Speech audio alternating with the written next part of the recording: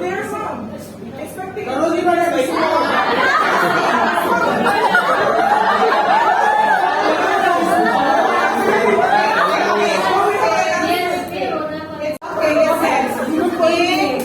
Classroom scenario na students, no?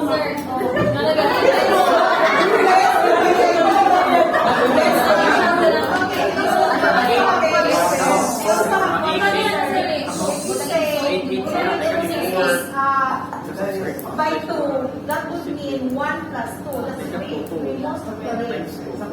Increase to 2. Increase to 2.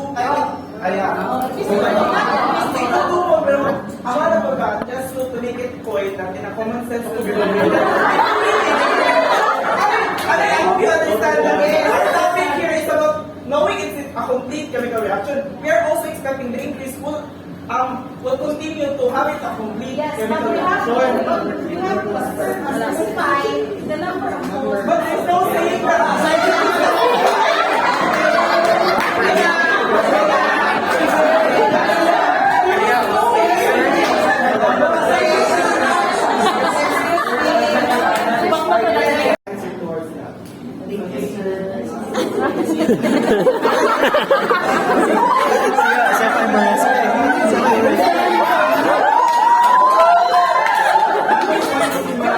Lolo. It is high maintenance, diba? But let's go low maintenance. Remember that the energy from the sun is free. So as we put the solar cells, mahal siya. But the question is Solar energy. free mo sa solar. Cheap mo siya. Free pa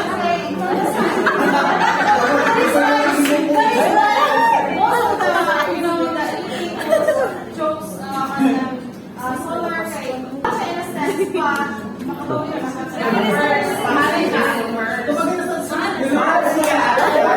Okay, move on.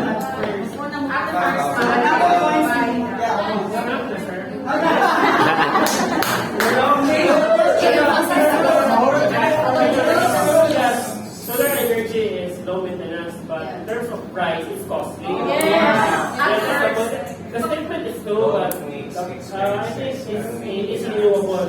It's renewable, but in terms of the damage, certainly it will cost. So, Einstein school.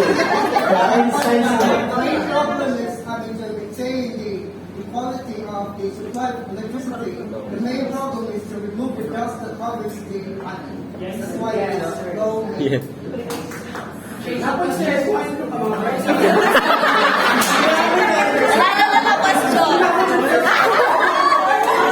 Actually, solar energy, when we talk about the cells, like sir, it's highly maintenance. it is being used many times. It kind of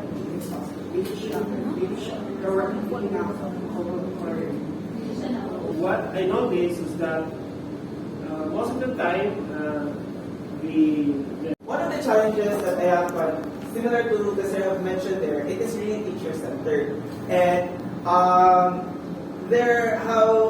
in this context, in this 21st century learning, we tend to stay away from those types of teaching methodology because it is not really that efficient enough for our learners. So, it is teacher-centered. I tend to have it in a group in a way that each group is assigned with different energy resources, and each of them will present individually, having the examples that is coming from the different parts of the country with their energy resources. So, taking for example geothermal, we already know that there are some parts of the country that have geothermal energy sources. So, during the time, I believe in chunk 2, you could integrate those one, and you could ask the students like, okay, group 2, can you present what is geothermal? This means that mathematical principle of natural philosophy. So this mathematical principle of natural philosophy is considered to be one of the most important scientific book of Sir Isaac Newton. He was proposed this in Cambridge. By the means or the basis of this book is we now higher perspective, our Earth is oblique spheroid, which means people in Australia right now are upside down, while we people in the equator are sideways. So definitely, if the apple is in the Australia, it should not fall. Instead, it should go up. But if you are in the, let's say, North Pole, instead of going up, it should go down.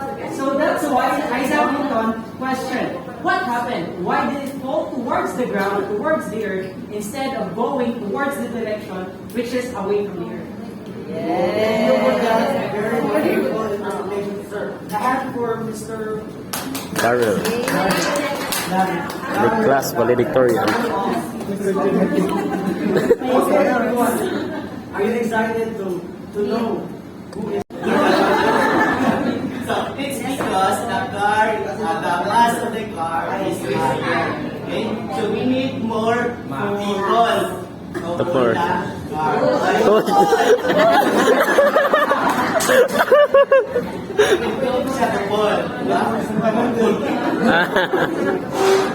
Next one, the last law is third law.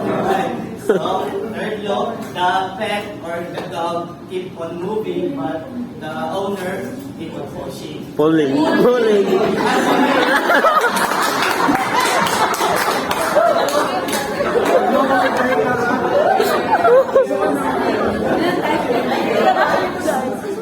Yes. If I may to add, wasn't your law of Hello. inertia, your law of inertia is directly proportional to the mass of the object. To create 2 moles of the sodium chloride, you need 2 moles of sodium as a solid and also 1 mole of marine gas. Okay, so important to identify less